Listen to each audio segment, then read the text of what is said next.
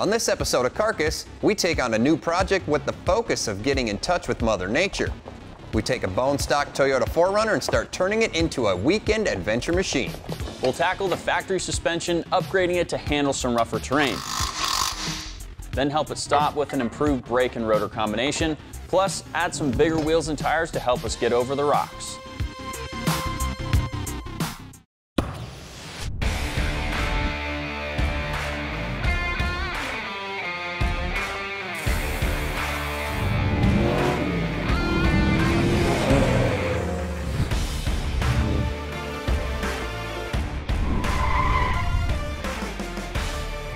Hey guys, what's up? Jeremy and Jimmy here from Carcass. We're not in the studio today. We are out enjoying Mother Nature, and we got a cool new project we want to tell you about.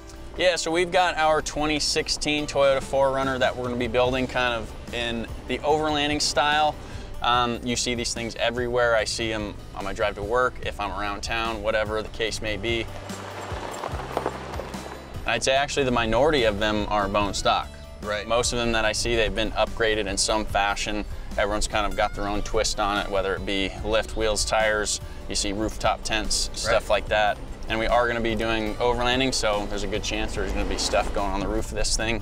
So we'll kind of see what we get into. Yeah, you know, there's really 3 different styles. You got trucks, vans, and your SUVs. We chose to go with the SUV platform solely because you can pack so much stuff in the back to keep it out of the elements, and you've got all of this space on the roof that you can use as well.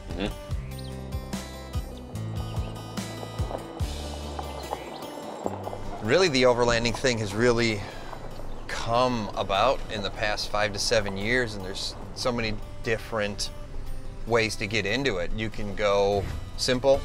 These guys that have these Subarus, not that there's anything wrong with Subarus, but that platform of a Subaru is more simple as far as what you can bring with you and where it can take you. You can get into 4-wheel drive stuff that's a little more intense, where you can add a good lift, wheels and tires, and just have more of a payload and pack more stuff on top. Or you can get into these big vans where they sleep 6, 8 people, and you know, you're bringing your mountain bikes with you and you're pulling a trailer and you're going off grid for, you know, a couple days at a time. Yeah, or even some people just live out of their van. Yeah, exactly. So it can get pretty intensive, but for what we're gonna do, we're gonna keep it nice and simple. We're not going giant, we're not doing this huge lift. We're going tasteful, I think is the way to put that. Yeah, fair enough. So along with aggressive tires comes a little bit of a lift. So we'll also be putting a lift in it, something to give the suspension a little more movement. Yeah. We're gonna fabricate our own bumpers, front and rear. We're also gonna be putting some sliders on it, just to save the bottom of the pinch weld area there. We'll put a winch on it for safety, just in case we get into a sticky situation. And then, you know, at the end, we'll do some lights. We'll put a nice roof rack on it. And on the camping side of things, we'll throw on a rooftop tent. Yeah, call it a day. I think we'll call it a day. So I think we've got a great start to a good project, and we should be able to have a little bit of fun with this and do this some justice. Yeah, I think so. I think we got a nice plan, and we'll kind of see what happens. That turtle leaf that we just almost ran over? Yeah. Yeah, did he find his way down? I guess. I want to take a picture of him. Yeah. Sure, we'll see another one. Yeah, he's a big one too. It's a good size one.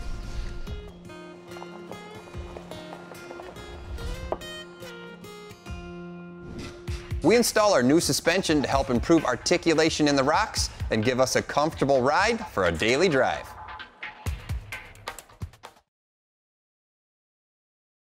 We've got our 4Runner back in the shop, and we're about ready to get this thing up on the lift to blow the entire thing apart. And like we set out on the trail, we have quite a list of stuff that we want to throw on this thing. So here's the plan for the 4Runner. To give us a little more clearance for our bigger tires, we'll be swapping the stock suspension for a lift kit, including rear coil springs and front coil over shocks. To help us stop, we'll be adding better brakes, and we'll round that off with some custom wheels and all-terrain tires. From there, we'll modify and build some custom bumpers for the front and the rear, and we'll add some rock sliders and a winch. To make this a true Overlander, we'll ditch the stock roof rack and add a full roof rack with some lights. We'll finish the build off with a rooftop tent.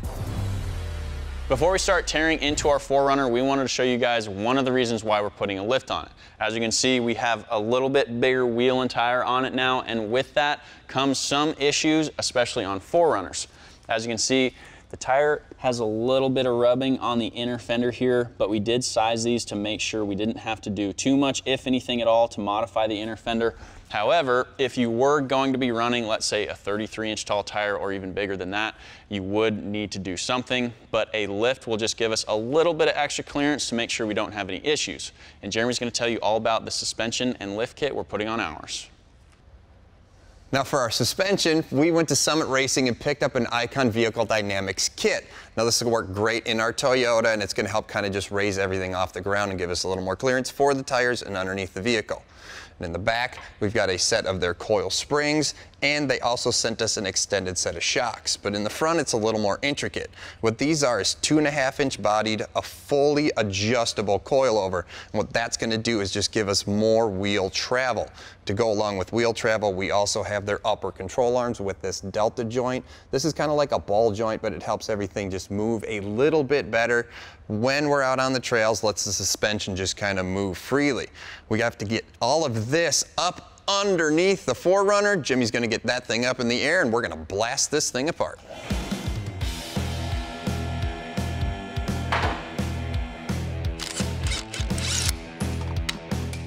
Before I start taking apart the suspension, I want to get a few things out of the way, including the wheel and tire and the skid plate.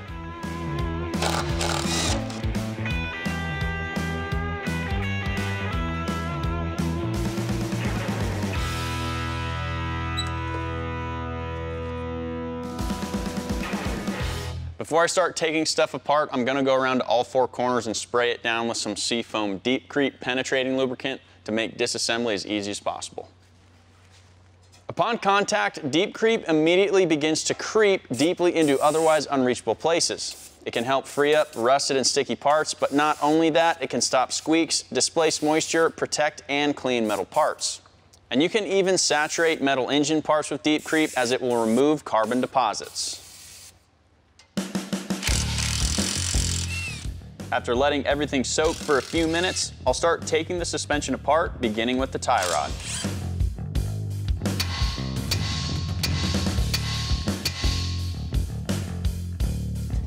Get this guy disconnected and out of the way. Up next, we'll disconnect the sway bar, but we don't have to take it completely out.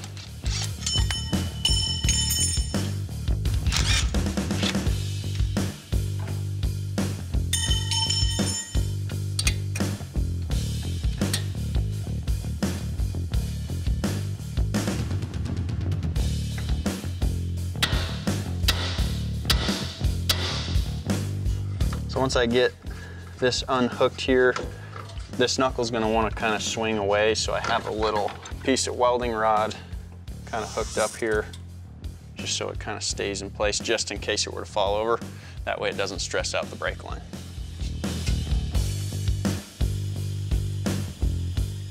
We'll lower the 4Runner down until the suspension slightly compresses, so we can remove the bolts that hold the original strut.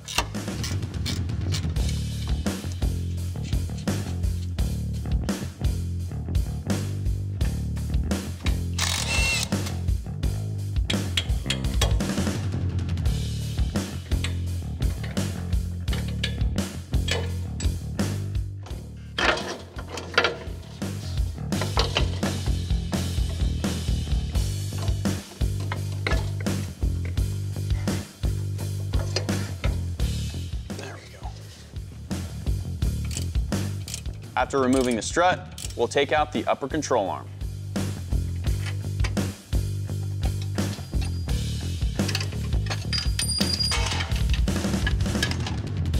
Jeez, that's a bolt.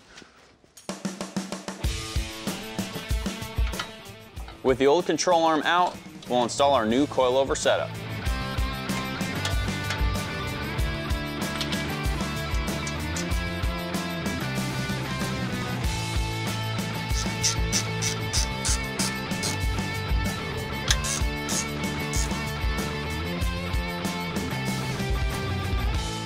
I'm ready to put the upper control arm in, and this came with brand new bushings, so make sure that you grease these before you install them, and also don't forget your washers.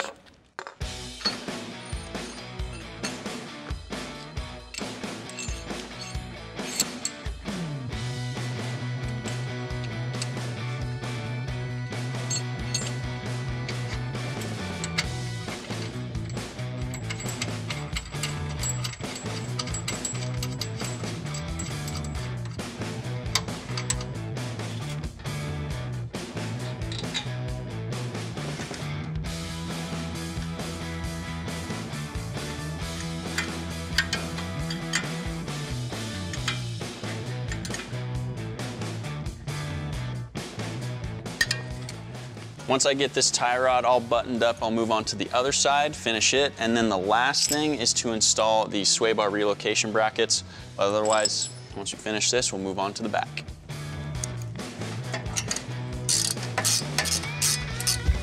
We tackle the rear suspension next as we turn our 4Runner into a weekend expedition rig. All right, guys, well, Jimmy has the front suspension all buttoned up underneath the 4Runner, and now it's time for us to focus our attentions on the rear and getting this thing sitting a little bit taller. Now, the back's a little bit different because we have a solid rear axle, so we're going to replace all the parts at the same time. We've got to get in here and replace these big coil springs. We're also going to replace the shocks, and that's a good place to start.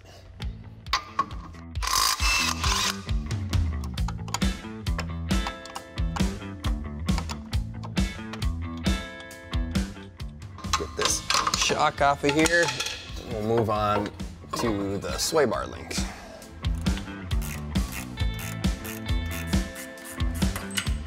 There it goes. Once we get the passenger side done, we'll go over and do the same thing to the other side.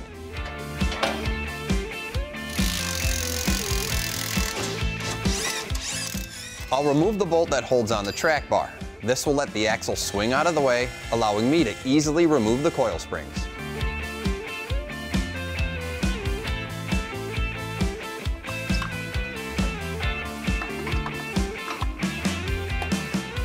Now, to achieve the lift in the back of our 4Runner, we're going to be running a set of taller coil springs. Now, not only are these springs a little bit taller, they're also rated to give us a 2-inch lift.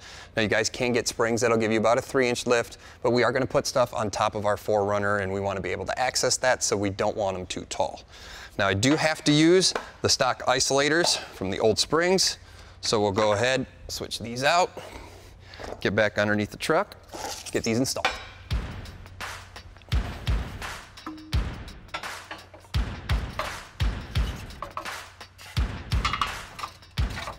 To get these installed, it takes a little finesse.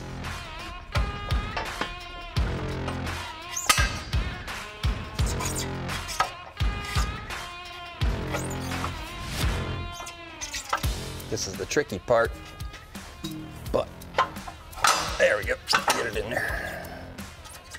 All right, now move on to the shocks.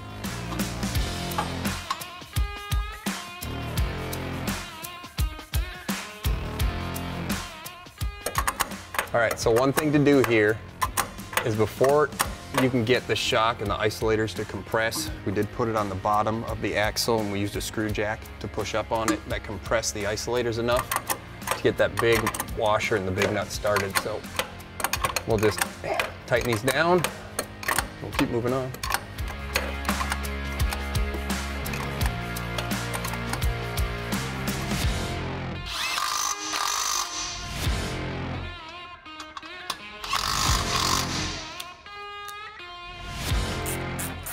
Lastly, I'll reinstall the sway bar and the track bar. All right, that wraps up the rear suspension, and all in all, this is a pretty simple kit to install. So from here, we've got a couple more things to do before we get our 4Runner back on the ground. Coming up, we finish our Overlanding Toyota with upgraded brakes and rotors, plus add some beefier wheels and tires to get us over the obstacles. All right, guys, well, we have the suspension installed on the 4Runner, and we really want to get this thing sitting on the ground to get a really good look at what it truly looks like. But before we get to that point, we got to mount up some wheels and tires, and we're going to be doing a brake upgrade. Well, we went to Power Stop and picked up their Z36 truck and tow brake kit. That kit comes with rotors for the front and rotors for the rear, and it also comes with brake pads. Before I can get this stuff installed, I obviously got to take the rest of the truck apart.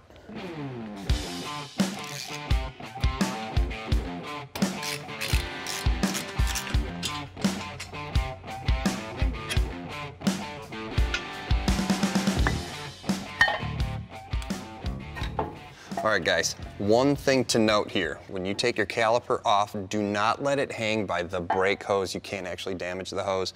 And for us in the 4Runner, we actually have this big long wire here. It's either for the ABS or a speed sensor. We don't want to let that hang and actually damage that or tear that apart. So, little tip here, you guys can go raid your wife's closet, go to your closet or your hall closet, kid's closet, whatever, and you can use one of these metal hangers. Plus side to that is I actually have a hook on one side, so you can bend that around like your mounting tab. We're actually gonna drape the other side, the hanger, the strut mount here. It's gonna take all of that pressure off of the line in the wire here. So then we can get to the rotor and have both hands free. So get this off of here, get the other brakes on it. It's a little dirty. It's a good idea to prep the hub surface before we start installation. We'll spray everything down, clean it up, get all of the brake dust off the backing plate in the hub here. We'll clean the caliper a little bit later though. That should work. All right, so the rotor that came in the kit has all of these holes and this big groove cut in it. That means it's drilled and slotted. And what that does is it helps keep brake temps down under extreme driving conditions. So if you guys are towing a big trailer or if you have big oversized tires like we have, this is gonna help keep the brake temps down. These are also zinc coated so they won't rust. From here, I gotta get the caliper back on this thing and we're gonna go ahead and replace the brake pads as well.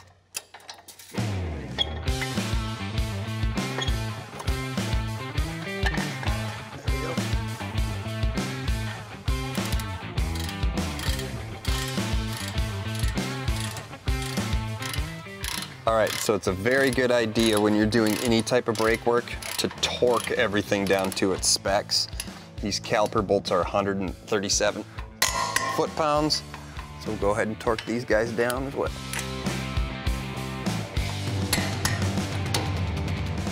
So on the brake pads now, one of the unique thing about the 4Runners or the Toyota side of things is you can actually service the brake pads without taking the caliper off. Now we had to take caliper off to obviously put the rotor on it, but what you can do here to get the pads out is you just pull out these two little pins, just like that, and you can actually pull your brake pads right at you. So we'll get these out of here, get the new ones installed, and move on to the rear. Now as far as the pads go, these are carbon fiber ceramic coated pads. This is a low dust formula, so you guys won't get your new shiny wheels all dirty. They're thermally scorched, so they have a fast braking time, and they come with all the hardware you need to install them. So you got these two pins that go on the top and the bottom, stainless steel, little keeper or retainer down here on the very bottom as well.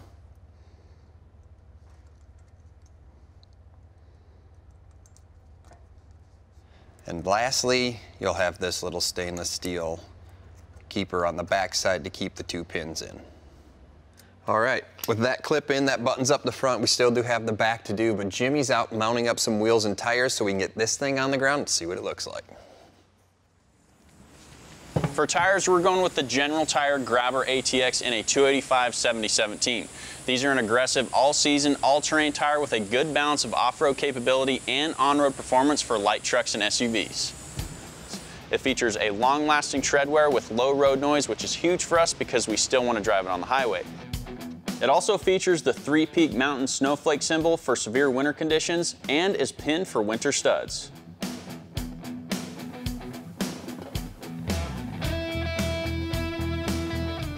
We'll mount these on a set of black Rhino wheels that we got from Summit Racing.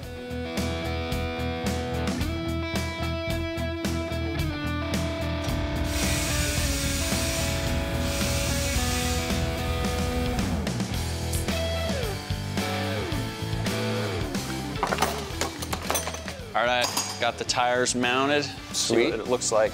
Yeah, I'll go grab the other ones and we'll get them all up there. All right.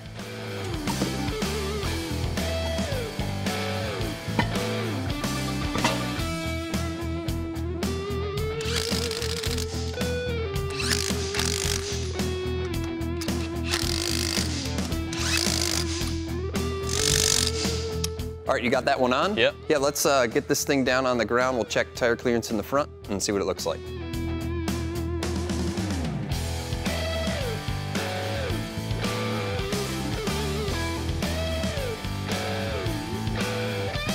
All right, fire this thing up. Let's see if it touches here.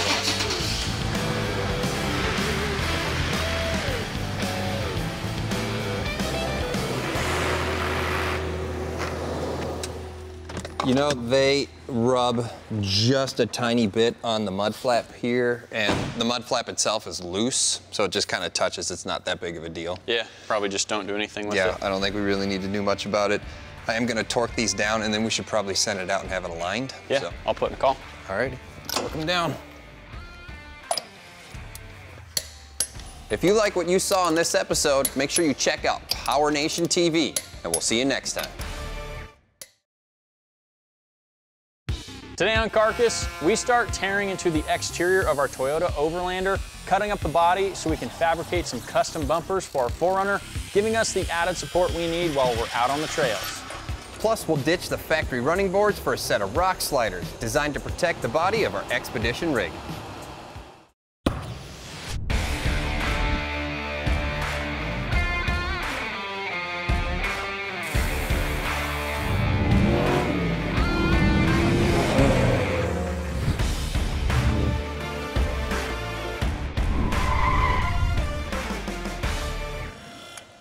Hey guys, welcome to Carcass. Well, we're really cruising along on our Toyota 4Runner overlanding project, and we've taken care of a couple things so far. We've done a suspension kit, we've put on bigger wheels and tires, and we've even upgraded the brakes.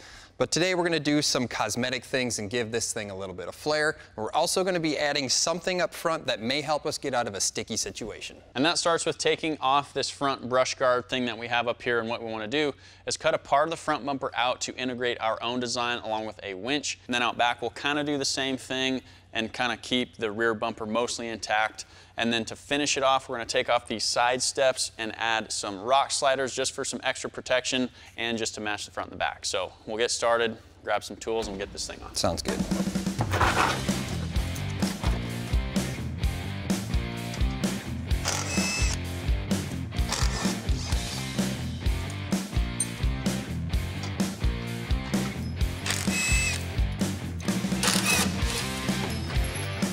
Clear? Yep. Oh, that thing's heavy. Holy. There's a couple screws holding on the bumper cover before we can take it off.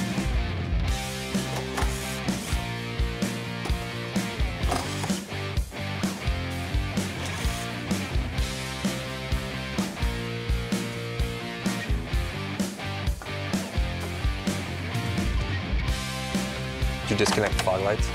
Yep. I think that's the last bolt.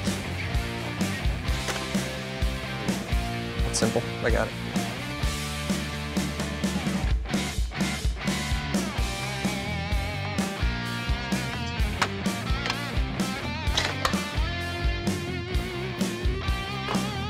And one of the last pieces to go is the bumper reinforcement.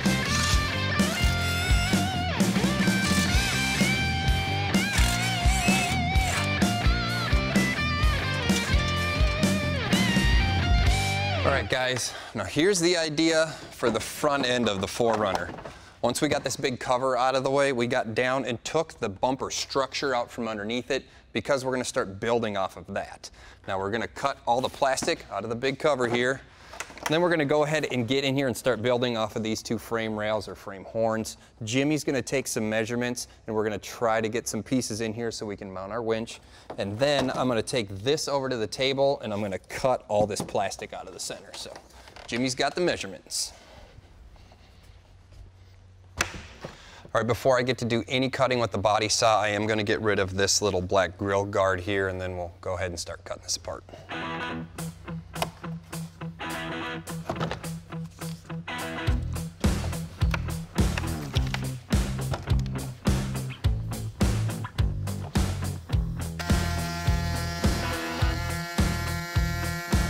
With the grill guard out of the way, I'll use an air saw and follow one of the body lines on the cover. This will cut out the center of the plastic.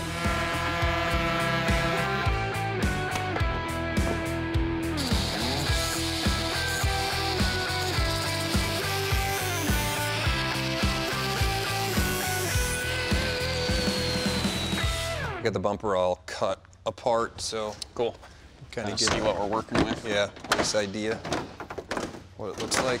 Yeah, it's basically on there. It looks like you have the winch mounted or sitting on some wood, I guess. Yeah, this is the idea. So I've got a couple brackets made up already. I just got to get them cut out, and we'll kind of just start cutting plates, try to get this thing together. Sounds good.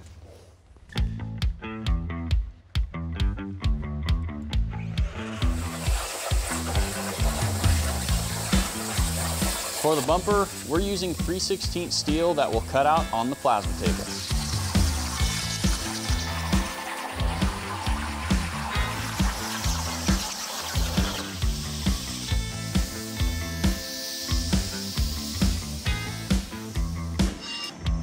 I'll take the first piece we cut out over to the brake and bend it to 90 degrees.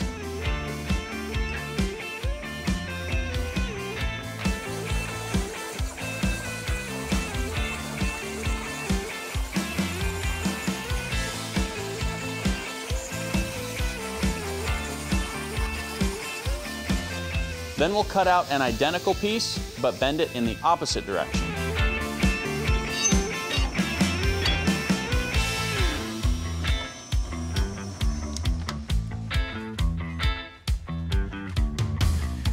All right, let's see what we got.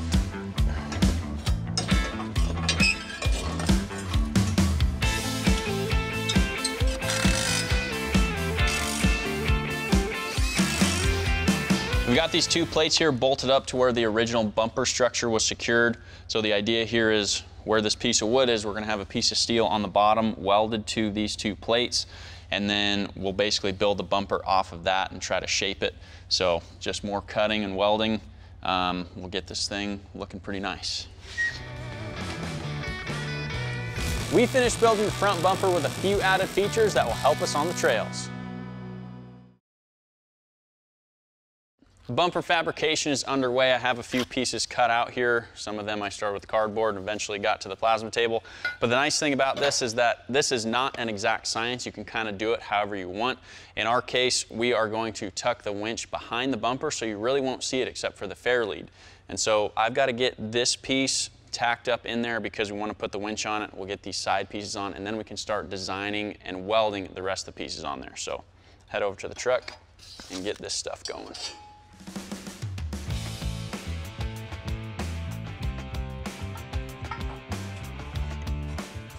Somewhere in there.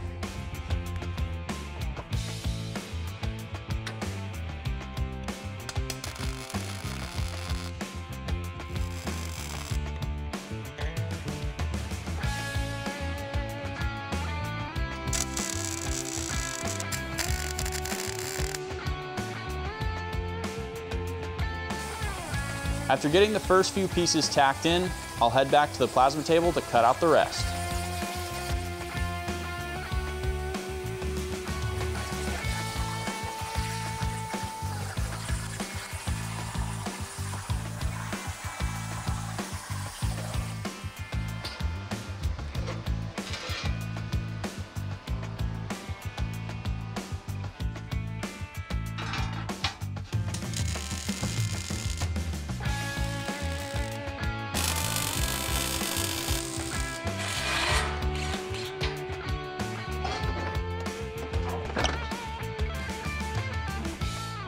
We've got the bumper off and it's ready to weld, and you might be wondering, what are these three giant holes in the front for? Well, these are to access the studs that held on the original bumper. That way we can attach this one.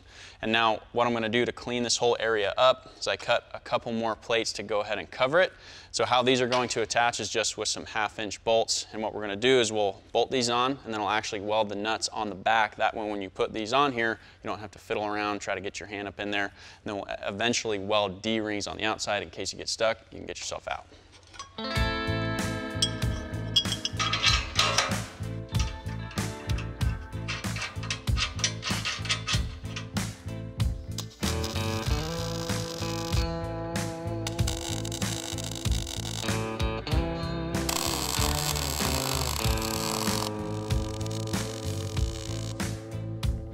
Finally, I'll finish weld the bumper before putting it back on the truck.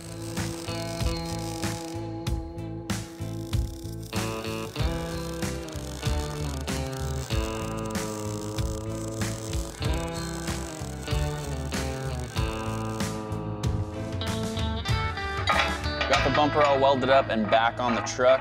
Just want to get a final look at this thing before we take it back off to paint. We also want to check out the 4Runner overall to see what it's going to look like with everything on it. I can't wait to see what Jeremy has in mind for the rear bumper. Coming up, we start fabricating a custom rear bumper with some unique features that will make it removable. So now that we have the front bumper wrapped up, it's time to focus our attentions here on the back. Now, just like the front, we are going to keep most of the original bumper cover itself because it does have a good look. And all we're looking to do is add a little bit of structure to the rear, and we're going to build a spare tire carrier off of that. I do have to get rid of this bumper cover to get down to some of the metal, so that's where we're going to start.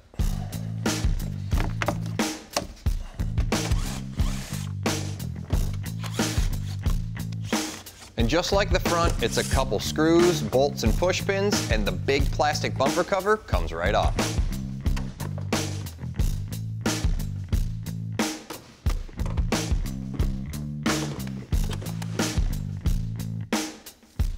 All right, so to build out the rear, this is actually where we needed to start. This is the support or the structure for the rear bumper. It's tied right into the chassis, so it's going to be nice and strong.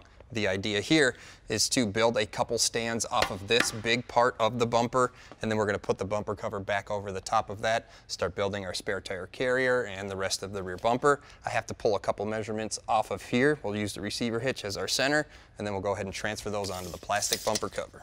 All right, so we'll do about 7.5 and 18. Let's get this back up there and make some marks.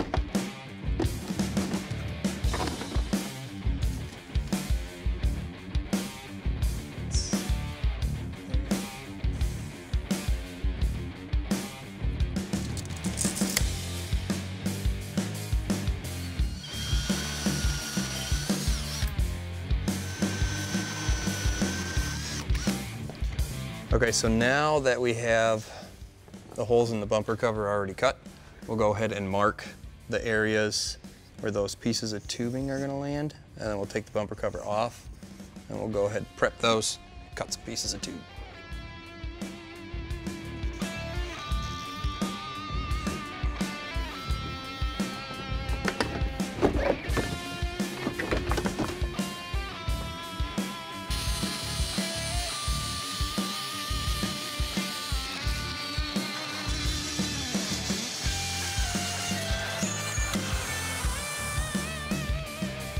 Okay, so with the pieces cut out, here is the plan. We're going to take these pieces of tubing and we're going to weld them onto that bumper support or part of the chassis there, and that's going to start building out the rest of our bumper. So I got to fire up the welder. We'll get these tacked on.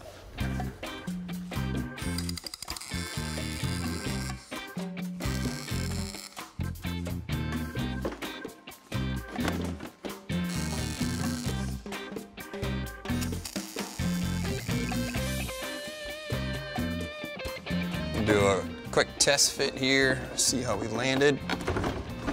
I think we should be okay.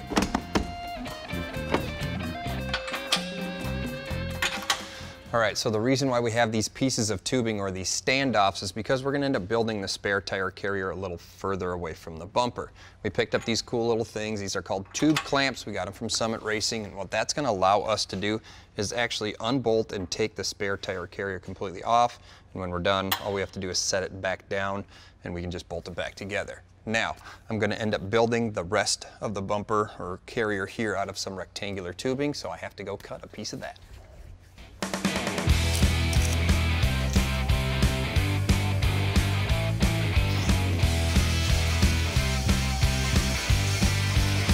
The same as the front, this is not an exact science. Come up with a plan, make a couple cuts, and complete your design.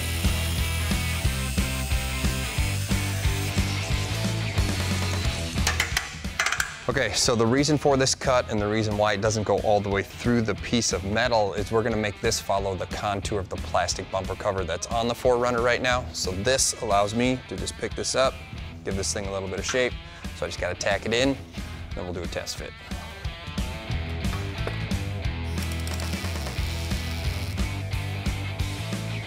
Let's see how this fits on the bumper. Yeah, that actually fits pretty good. It follows the contour pretty well back here. So now we're gonna do that all over again. We're gonna repeat the process. So we'll go ahead and put a mark here and here, and we're gonna bring the ends of the tube in to finish matching the bumper cover. And then we'll move on to actually mounting it onto the standoffs here.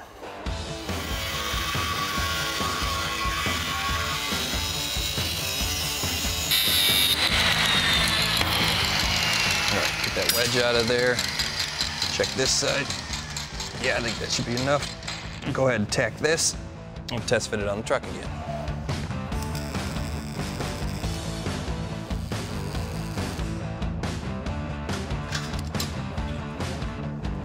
That actually fits really good. I really like that. So from here, what we're gonna end up doing is we're gonna tack these tube clamps in, and then I'll go ahead, make some measurements. We'll end up drilling some holes in here as well. Then we'll get this all tacked together and we'll just keep moving forward.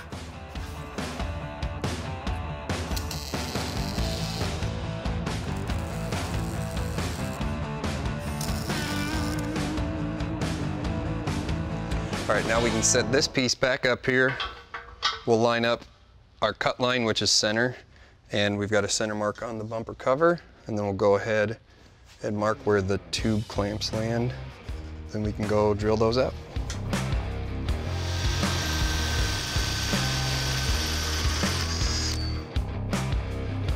Now I'll just put the bumper inside those tube clamps like that. You can sit there and we'll go ahead and tack it up.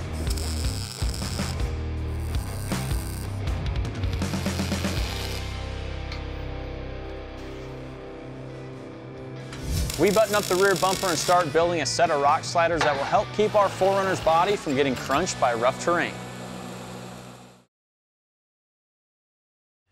Okay, now that we have the bumper piece on there, we're gonna go ahead and place and install this spindle. This is what allows our spare tire carrier to swing, kind of come out and go back in.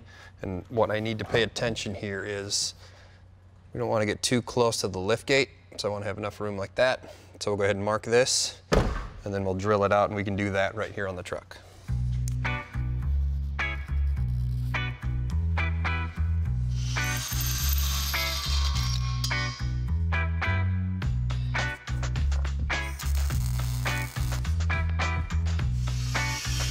For the swing away part of the carrier, I'll follow the same steps as we did on the lower bumper.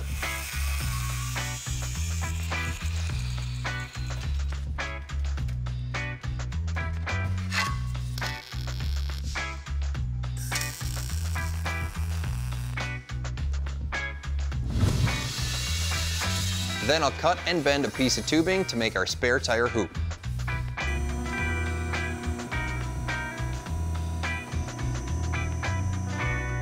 All right, so we have our tube all bent up, and it fits pretty good. So from here, Jimmy's actually going to cut us out a plate that's gonna mount the spare tire, and then while he's doing that, I've got a couple more pieces of tubing that I need to cut out. But for now, we're gonna get this thing tacked in so we can wrap this thing up.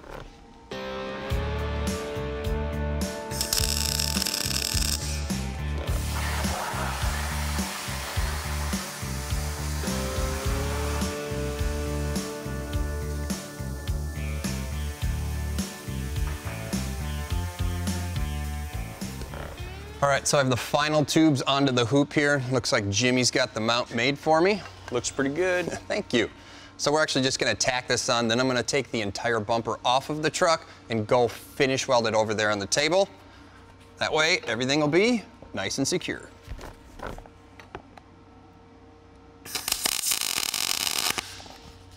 The final piece that we are fabricating for the exterior of our 4Runner is a rock slider. While Jeremy was finishing up the rear bumper, I already got one side made, so I know what the measurements are. Got them written down on a little sticky note, so I just have to go over to the saw and start cutting out some tube.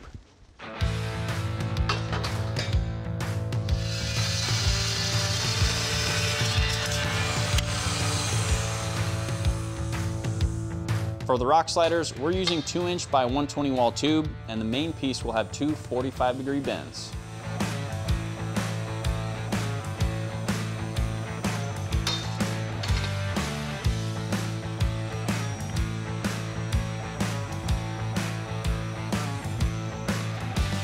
After bending, I'll take it over to the notcher to make it fit with the other main piece.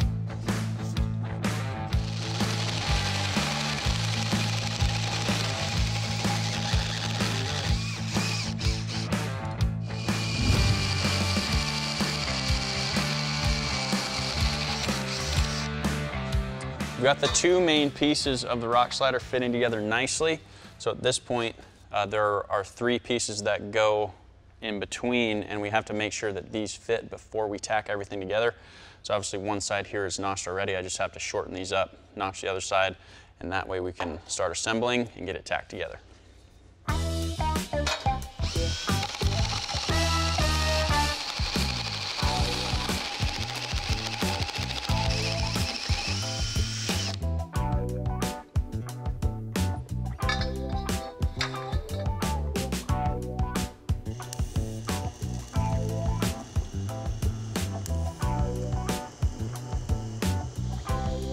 Once the pieces are tacked in, I can start finish welding.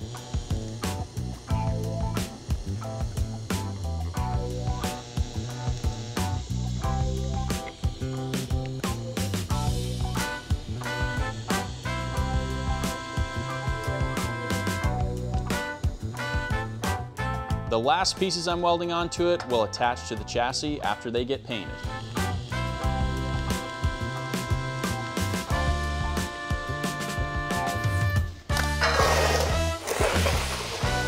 Let's get it in there. I bet this is gonna look fantastic. Super nice and tight. That looks good. Yeah, looks smooth. And we're not welding this on. We're gonna end up painting it anyways. Yeah, we'll paint most of it and just leave the ends bare, weld it to the chassis, then we'll touch it up after. Right, so. and we've got other stuff we gotta paint, so let's just blast the whole truck apart again. Yeah. That's gonna wrap it up for us today. If you guys like anything you've seen, check us out at PowerNation TV. Hey everyone, Jeremy and I are finishing up a few things for our Toyota 4Runner build, things like the front bumper, rear bumper, and our rock sliders. And although I do love the look of raw steel, we are gonna be finishing these things out with some black paint just to complete the look. And also to continue with the overlanding theme, we are gonna be adding more stuff to the exterior of our SUV. And that all happens today on Carcass.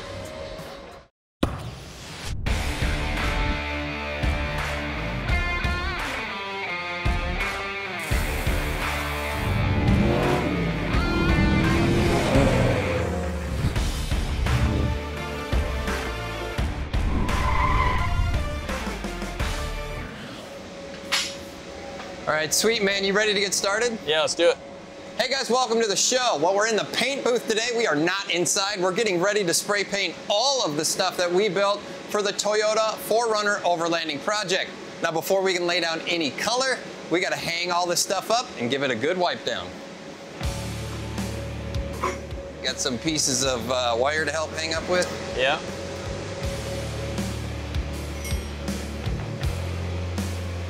The easiest way we found to hang up all of our parts was to use a couple tall jack stands and some pieces of pipe across the top. To hang up the parts, we're using mechanics wire. Or if you don't have that, you can use regular old welding wire.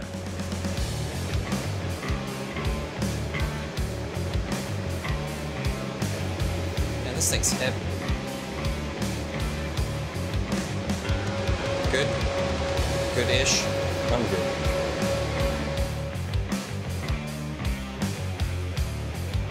Some of these parts can be a two-person job. Just make sure you put enough wire on or that you have heavy enough wire to support the weight of your pieces.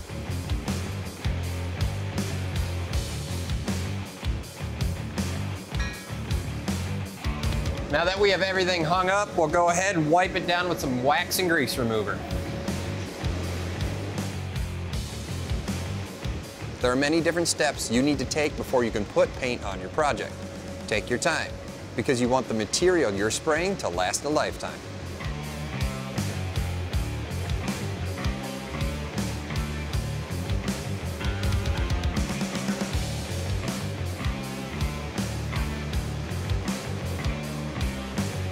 This is probably one of the most important steps you can do before you paint, is get all of the junk off of it. Like this is all from like the milling process or the processes of when they make the steel. When they coat it, so when it shows up at your door, it's not full of rust. So we got to get all that stuff off of there and get this stuff ready to paint. All right, so this is a really important step. What we're gonna be doing is spraying this bare steel with some self-etching primer. What this does is it's gonna help the paint stick on this stuff and make sure it doesn't fall off when we're out running this thing through the trails.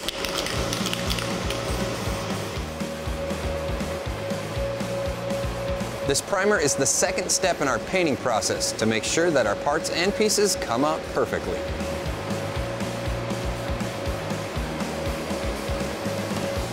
With this, we'll lay down a couple light coats to make sure we have complete coverage.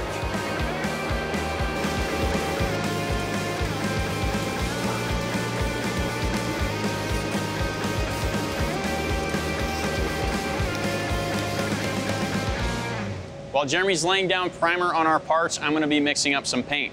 We're going with Summit Racing's Hot Rod Flat Single Stage in black, which is a no-brainer for us because our 4Runner is silver and all the other pieces on that SUV are some shade of gray or black. Summit Racing is awesome because they have everything that you need to complete your next paint project. Everything from paint, activators or reducers, wax and grease removers, thinners. They also have paint guns and accessories and all the mixing supplies that you need to complete your project. I'm going to mix this stuff 4-to-1 and we'll get Jeremy spraying. When you mix up your paint, you want to shoot for a nice clean pour and keep your workspace perfectly clean.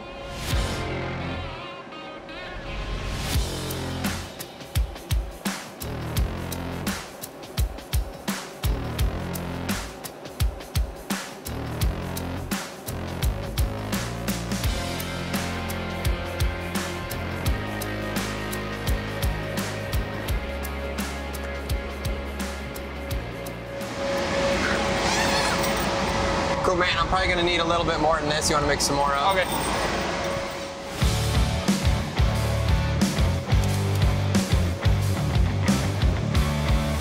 We're spraying all of our pieces in our Mobile Environmental Solutions paint booth. You've seen us use these paint booths before to do complete paint jobs on different projects, but they also work great for painting small parts, installing spray-on bed liners, staining and painting cabinets, and even doing paintless dent removal. These paint booths are a positive pressure design. They use the air that keeps the booth erect as a cross-flow system to move the inside air from the front of the booth to the back. This creates a paint booth that you can use anywhere. They come in many different sizes. We're using their 23 by 15, which is ideal for painting our small pieces.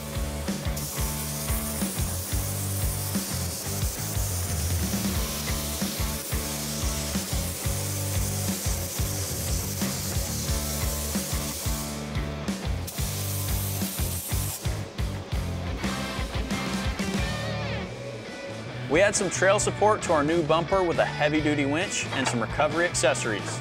Then add a new battery that is built for the trails. Well, we're all wrapped up inside the MES paint booth. Our paint has had time to flash and we've started assembly. We've got the rock sliders already welded to the chassis and that turned out really well. Now I've got the bumper and the spare tire carrier going on the back here. I just have to button this up. But that's just the rear, and the work in the front is just getting started.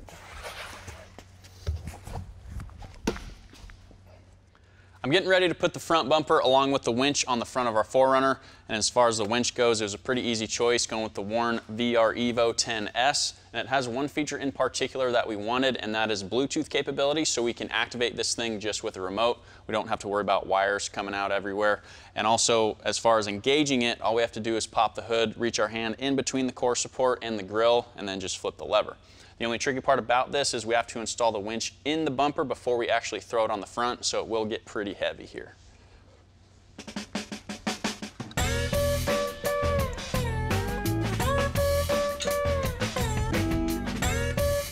I'll install the winch with all the hardware included in the kit and get this thing on the truck.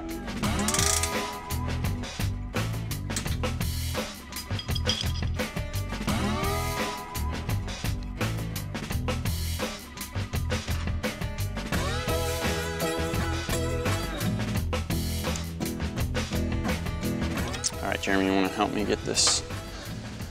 Yeah, it's a little heavier than last time, right? Yeah.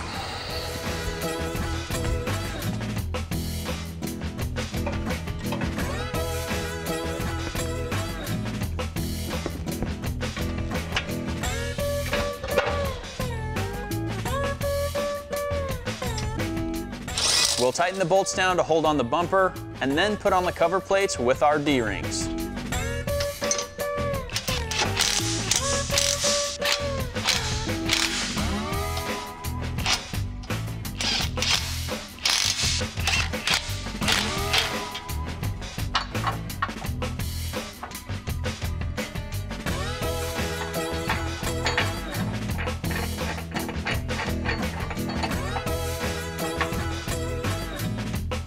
Last to go on will be the stock grille, which integrates back in nicely with our bumper just by using a couple screws.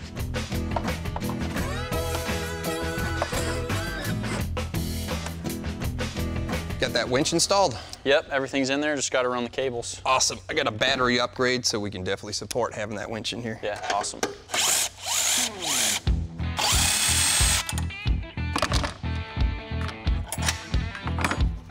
Let's get this one out of here and put the new one in.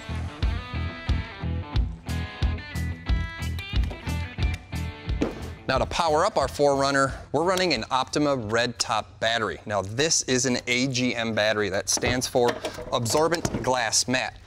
Basically means it's 15 times more resistant to vibration, which will be great for our 4Runner when we're running this thing off the beaten path. Plus, it's got dual posts, which means it's a top post and a side post. So it'll give us connection points for our winch. Now this thing will definitely power up all of our accessories, plus give us a little more juice to run a couple more things we got planned a little bit later on.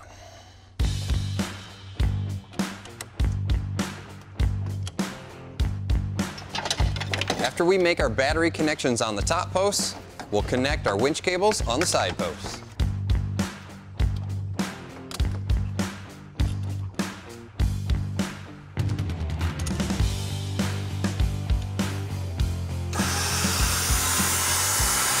It works. Yeah, I just did a quick test here. Yeah, going old school with the plug-in remote. Yeah, I figured we might as well just plug it in and see if it all works. Yeah, we can plug in our wireless transmitter and go all Bluetooth on it. Yeah, it'll work out fancy, nice. Right? Yeah. Yeah, I think we're pretty much buttoned up underneath here, so we'll just kind of keep moving on. Yep, we'll kind of see what we need to do to get the roof rack on it, get the tent up there, so. Sounds good. Coming up, we remove the factory roof rack and replace it with a longer and stronger one to give us more cargo space and help us support our new rooftop tent. With the bumpers, the sliders, the winch, and the battery installed, we're gonna keep checking some things off the list, and that brings us up top to the 4Runner. Now, the roof rack that's up here only covers about 2/3 of the roof, and we're missing the crossbars anyways, so this doesn't do us any good. The idea here is to do a bit of an upgrade.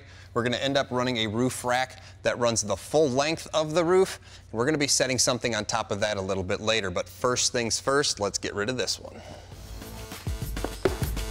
Using a plastic trim removal tool, I'll pop off the covers and remove the bolts that hold on the side rails.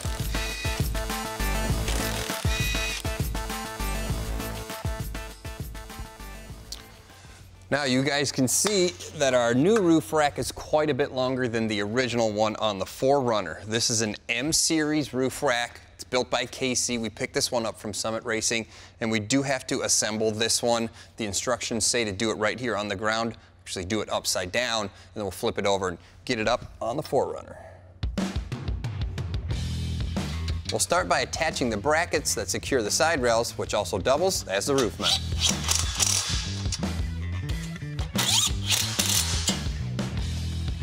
Next here, we'll put these side pieces on. We'll have to start every one on this side, and then we'll go do that other side too.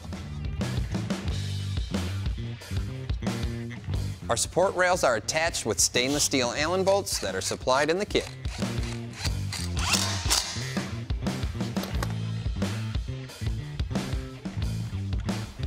Stretch over the mirrors. You can set them right on those little stands here. Yep. Just like that. Sweet. Okay, one thing I already did was pull off this little piece of weather stripping. Kind of goes in the channel where they seam the body together. So what I have to do now is put a couple of these little bolts in, and then we have to mark out the holes that we have to drill so we can put in our nut certs.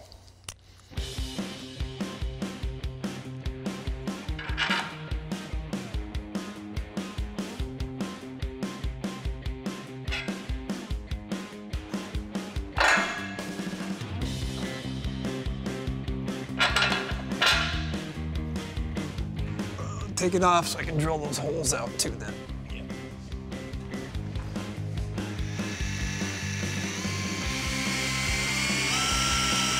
I'm using a piece of tape on my 5/16 drill bit as a drill stop.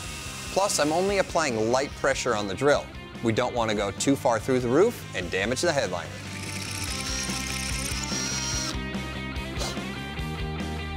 Now the holes that we drilled will get these little nut certs or riv nuts, whatever you guys want to call them. These will just go right down in here. We'll hammer these things down and get the rack mounted up here.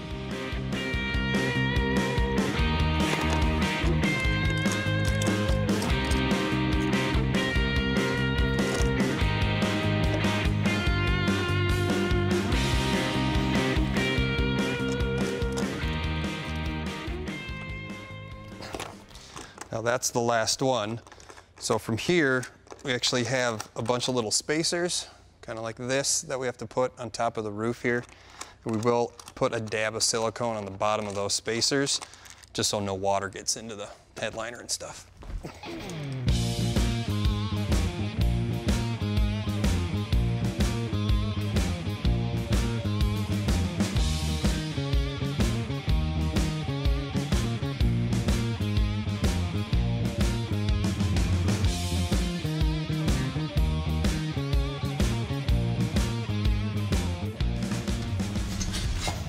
All right, last time. All right. Be careful when we set it down. The spacers are just kind of floating in there. And then we can go ahead and put some bolts in it. That should wrap this up. How you look? Decent. There you go. Cool, I'll go grab all the nuts and bolts and we'll call it a day. Sure. Well, at least with this part.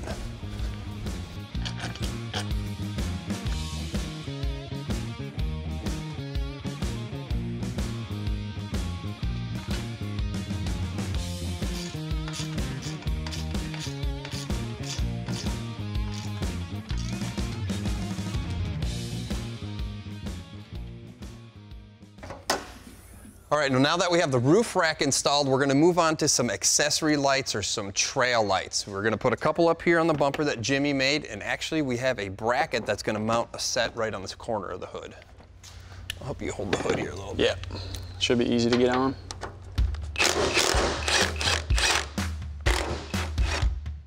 To install these light brackets, you don't have to remove the hood bolts completely. Just give enough room to slide the bracket in and then tighten the bolts back down.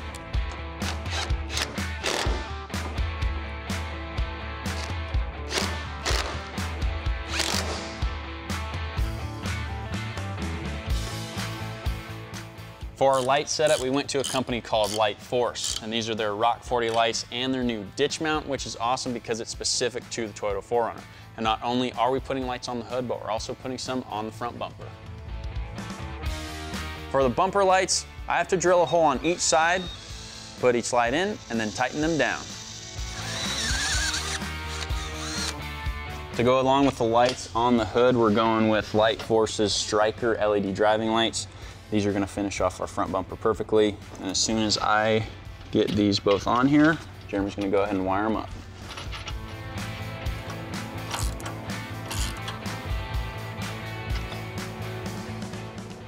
For the wiring, this is all actually pretty simple. Light Force sends you their own harness and it's got weather pack connections, plus they send you this little pigtail.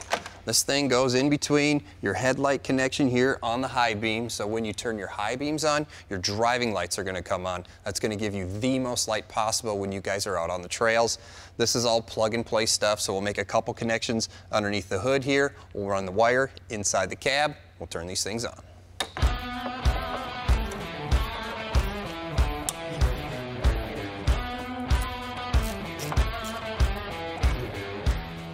Okay, so with the connections made under the hood, we ran the command wire through the firewall already, so all we have to do is plug in the switch. They give you plenty of wire to put this wherever you want. You can set it here on the console or over by your controls. But since our light switch is over here on the side, I think we're gonna run ours really close to that, so I just have to fish these wires back through the bottom here, and then it comes with a little sticky tab on the back of the switch. So we'll peel that off, stick it on, we'll fire these things up and see what they look like. Hey Jimmy, take a peek at these things. They're bright. Yeah, they're pretty cool. Yeah, out on the trail, these will work great. Yeah, I think so.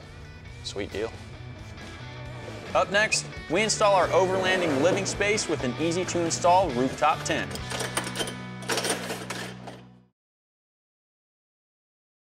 The final exterior piece to our 4Runner is this rooftop tent that we got from iCamper. This is their SkyCamp 3.0, which is huge. It folds out to a king-size bed and sleeps up to 4 people. This thing's pretty heavy, so I'll get Jeremy's help and we'll put this up on our roof rack. Oh, it's not so bad.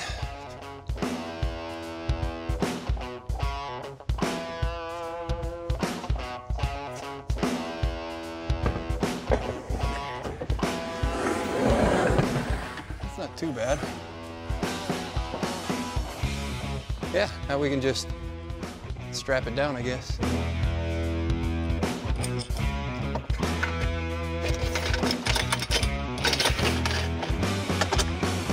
Good? Mm-hmm.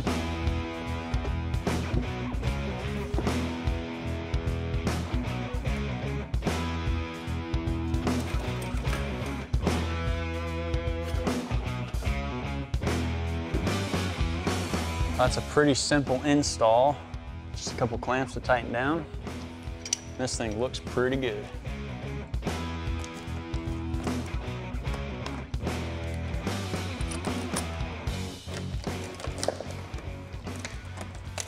All right, you want to open this thing up? Yeah. Here we go.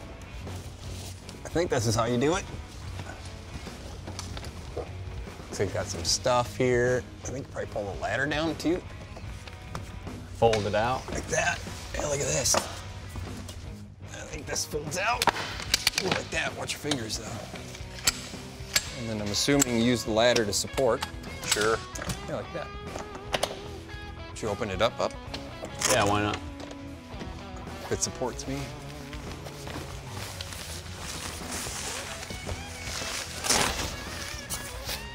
That back.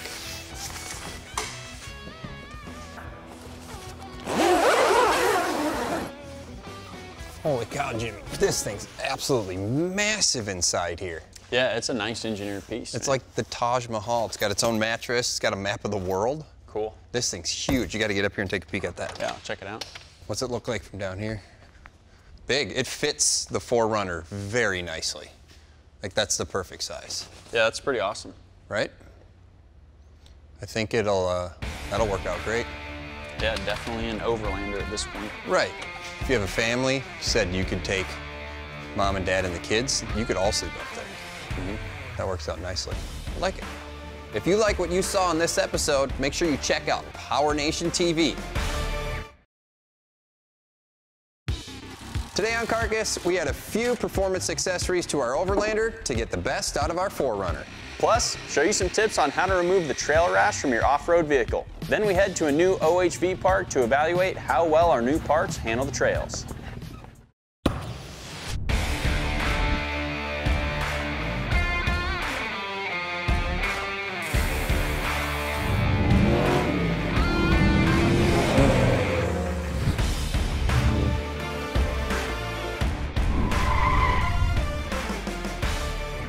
What's up, everybody? Welcome to Carcass. Jeremy and I are almost done with our Toyota 4Runner Overlander project, and if you haven't seen what we've done so far, here's the rundown.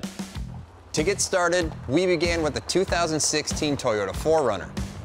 Underneath, we removed all the original suspension and put in a 2.5-inch lift kit. That included front coilovers, a set of upper control arms, and in the back, a longer set of springs and shocks. For the brakes, we got rid of the stock Toyota setup and went with a set of power stop drilled and slotted rotors on the front and the rear, plus we upgraded the pads. For wheels and tires, we went with 17-inch black Rhinos wrapped with General Grabber ATs. For the top and outside of our truck, we fabricated a front bumper with a hidden winch, a rear bumper with a spare tire carrier, and some rock sliders to protect the body. Then we finished it off with some off-road lights, replaced the stock roof rack with a bigger one to support the iCamper tent. And that brings us to where we are today. There are a couple of things that we want to do on the performance side of things before we go out and hit the trails. We're going to end up getting rid of this stock exhaust system because we're going to do an upgrade.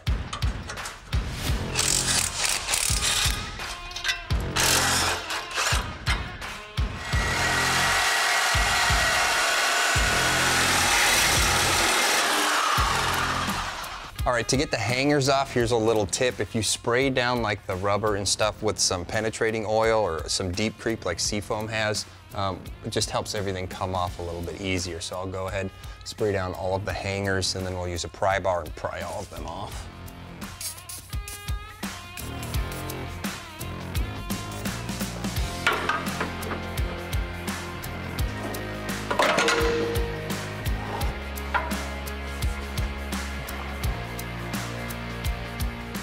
Now, as far as our new exhaust goes, we went with a Flowmaster kit. We got this one from Holley Performance, and it comes with their Flow FX muffler. This is a straight-through design, and it'll give us a nice, deep, mellow tone.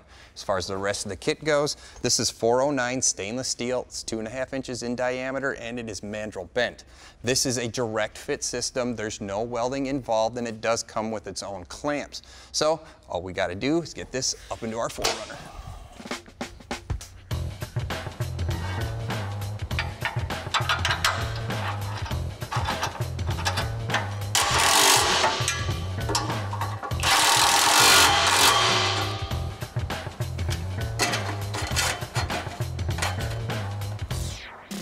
Okay, so we're gonna move on to the next piece. I'm not gonna tighten any of the clamps down. We'll save that for the very, very end. That way we can get this all kind of set into position before we tighten anything up. So, a couple more pieces here and we'll be out the back.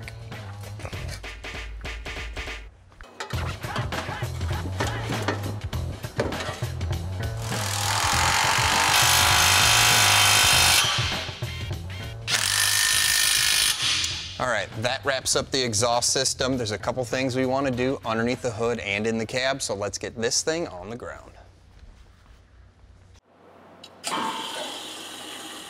With the exhaust wrapped up, we're going to move on to the front and install this air intake kit.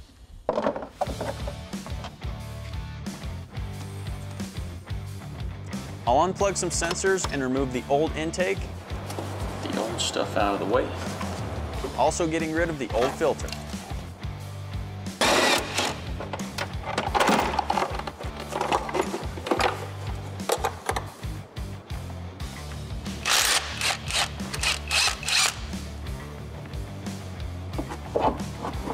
I'll be replacing it with an S&B intake kit that we got from Summit Racing, starting with the airbox.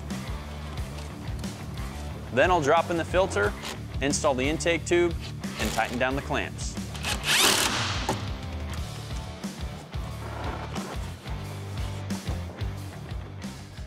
All right, so the last thing we're going to be doing on the performance side of things is we're going to be installing this Bully Dog thruster throttle enhancement device. Now what this does is go in between the connections on your throttle pedal, and it gives you a little extra throttle response. So if we have to merge into traffic, now that we have all this extra weight hanging on the 4Runner, or if we're out on a trail and we need a little boost to get over an obstacle, this is going to help out with that. They are extremely simple to install, just a couple connections right under the dash.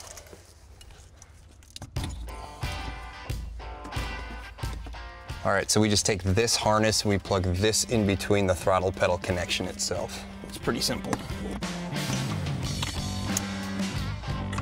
Plug this in.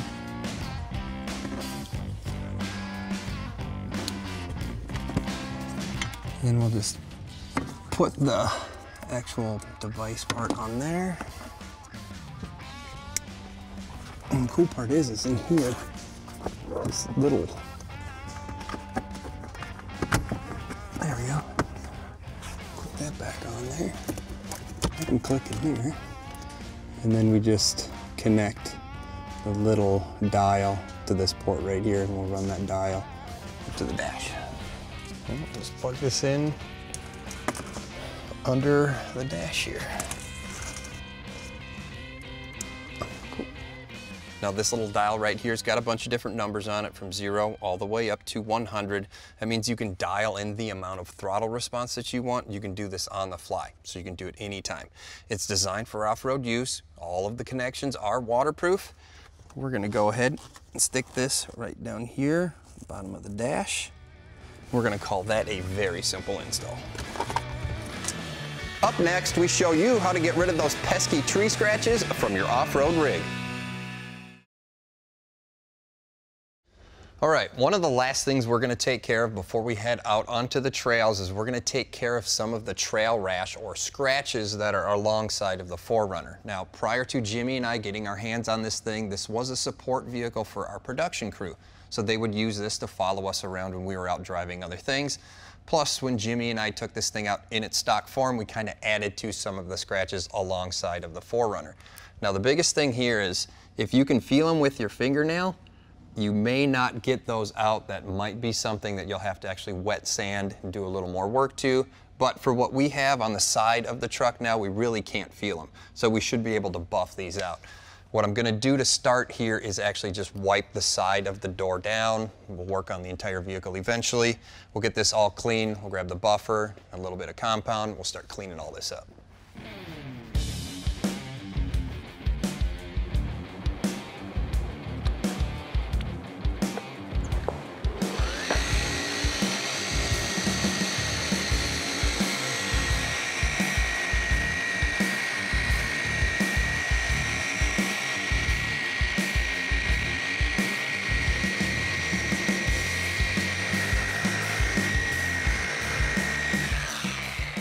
All right, that should take care of most of it. We are gonna wipe it down with a microfiber towel.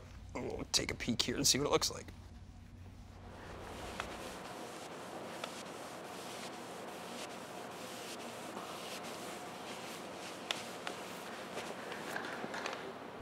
Okay, that took out all of the scratches on this part of the panel. Now what I'm using to do this is a dual action forced rotation polisher. What that means is I can actually put some pretty moderate pressure onto the back of the polisher in the panel here to help this thing cut. The product that we are using is Sonax's Ultimate Cut. This is their 6+3, which means that it's 6 on the cut side, but 3 on the polish side. Now we are going to be doing another step, so that's just fine for now. Now when we're working on the door or when you're working on your fender or whatever panel, you want to work in small sections, something like 6x6, maybe up to a foot square, but that's all. What you don't want to do is try to do the entire door, because by the time you start working here and get to this end, the polish is already going to be dry, so you can't go back over it. So you're going to work in small areas. So I've got a couple, 3, 4 more areas to do here, so I'm just going to keep rolling.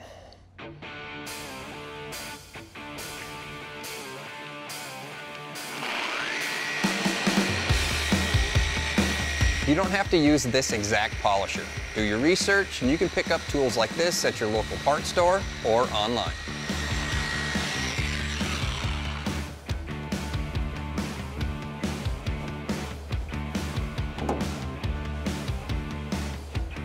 Okay, so that's step 1. Now we're gonna move on to step 2. We've got a couple different things. We're gonna end up using more of a polisher to do this step. Plus we're gonna be using their 4 on the cut side and the 6 on the gloss side. So this is really gonna bring the shine out of the panel.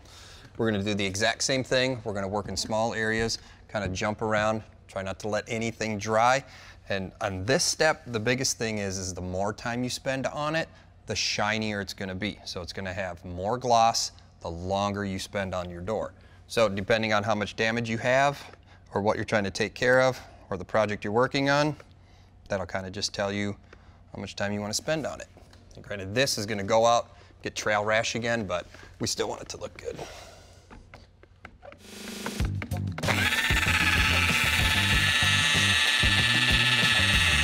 For this step, you want to use light pressure. You want to make sure you don't overheat the panel by working an area too much or by putting too much pressure on the back of the polisher.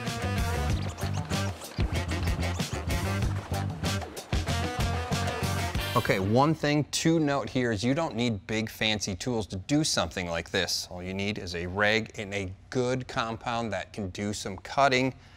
Put some of that compound on the rag, use good old-fashioned elbow grease. You can take care of these scratches that way too.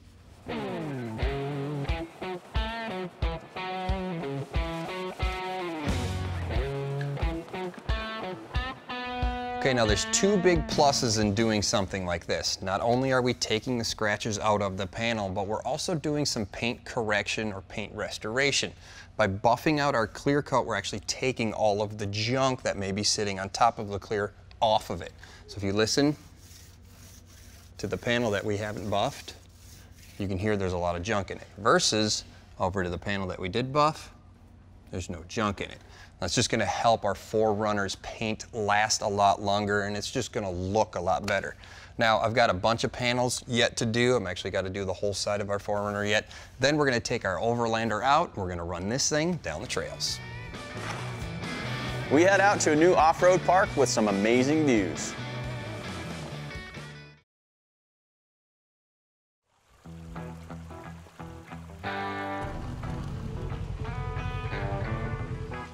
In the picturesque mountains of Grundy County lies a hidden gem for those who love the great outdoors and have a passion for off-roading. Coalmont OHV Park is the only city-owned off-road recreational area in Tennessee. It's located about an hour northeast of Chattanooga in a tiny old coal mining town of Coalmont.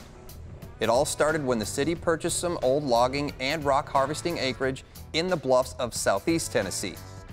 In 2016, a grant for construction was approved and the planning began. The now 1,300 plus acres of rolling hills and cascading creeks is home to new adventures for the off-road enthusiast. Well, really what we designed is a 2 or 3 day park for people, vacation or the weekend warriors, that type crowd. We have anywhere from motorcycles to four-wheelers to side-by-sides to the Overlanders. People want to make a week out of it, here it is. Still in its infancy, the park has a little over 35 trails that span more than 28 miles through some of the most scenic landscape you'll ever see. But the trails didn't reveal themselves easily. A lot of walking, a lot of riding, and some stuff, when we lose the leaves, we've been able to find it, and it's just, we've had some places we went over 100 times and never noticed something, and then one day you stop and you go walking and bam, there it is. These are some old trails, some of the ones we put back into service, but it's been a work in progress. It's just, these overlooks are not that easy to find. Like I say, it's a lot of walking. The park's president, Wade Kozart, built the trail system mostly with volunteer help. Working on weekends, they would clean up old growth, clear down trees, and work on building new paths that would create a unique experience for all who visited. It's mountains. You're gonna have hills, rocks, creeks. I'm trying to make this to where a lot of people, it's not gonna be just an all-out moderate park, but we're trying to put a variety in to where it's for the ones that like a little adrenaline. We don't want it boring. Coalmont OHV will have annual passes, but will cater to the weekend getaway crowd too, with amenities to fit all the park's patrons. We are going to have food vendors in here. We got bathhouse showers. We got 15 50 amp hookups, 6 30 amp hookups with water on both. 30 primitive camp spots with 2 big group camp spots. So if you're looking for a weekend adventure with long, winding, scenic trails and with some mild difficulties that will keep you wondering what's next, then Coalmont OHV has what you desire. Our 4Runner is ready for some action as we run it through the gauntlet at Coalmont.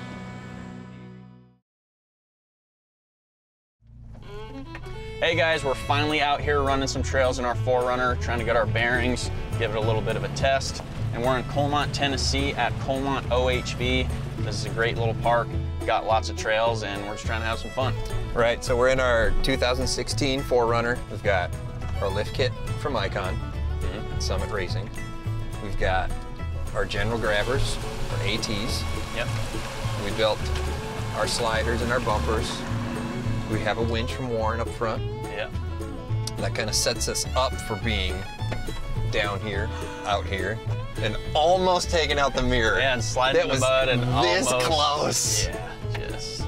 We've also got our rooftop tent and our rack and our lights and all of that fun stuff to make it a little more comfortable. But for the platform on the 4Runner itself, this is doing pretty darn good. Yeah, this is pretty much everything we could have done, I feel like. Yeah. Not a whole lot more that we need to do, really. No, and the big plus side to this is we drove this here. Yeah. Like this drove down the highway at 75 miles an hour. Yeah. Without a problem. We don't have these giant oversized tires. We don't have this underpowered setup. Like we are set up for driving to our destination, and that's kind of the whole point of Overlanding. Mm-hmm. You know, you take everything you need with you, but you got to get it there somehow. Exactly. So the right setup gets you where you need to be. Don't have to deal with trailers and yeah, a tow vehicle, a trailer, yeah, twice the fuel. Mm-hmm.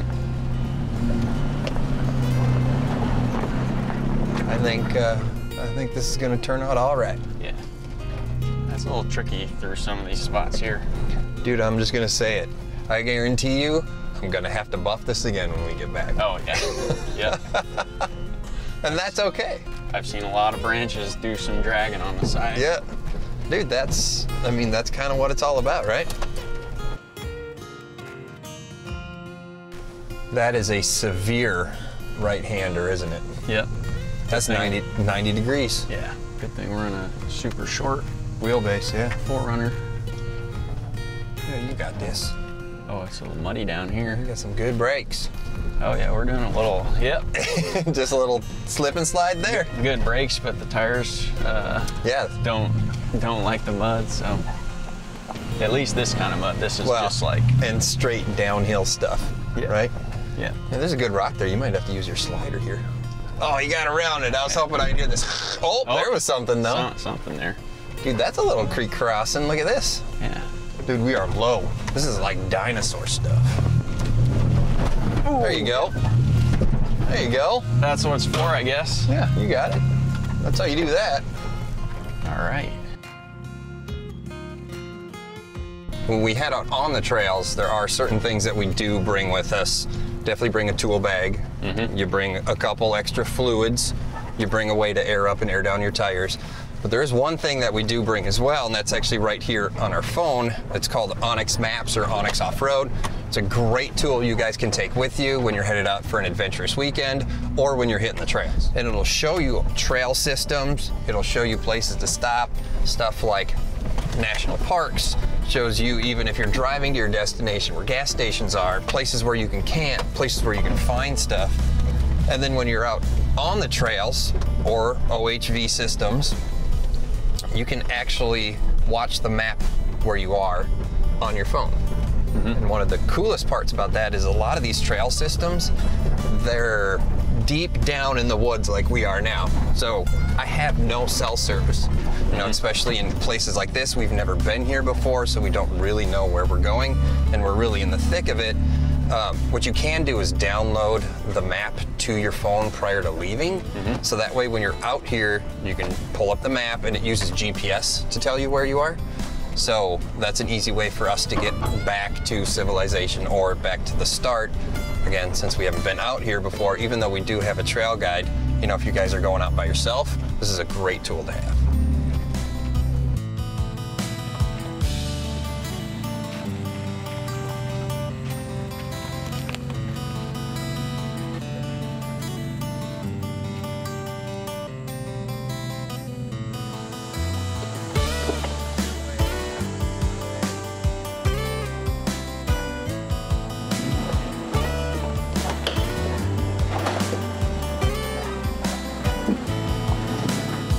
This is pretty slick. Yeah, it's awesome. Dude, I don't know of any other place where you truly can drive out on a set of flat rocks like this. You could even camp down here. There's already been a campfire. Yep. So.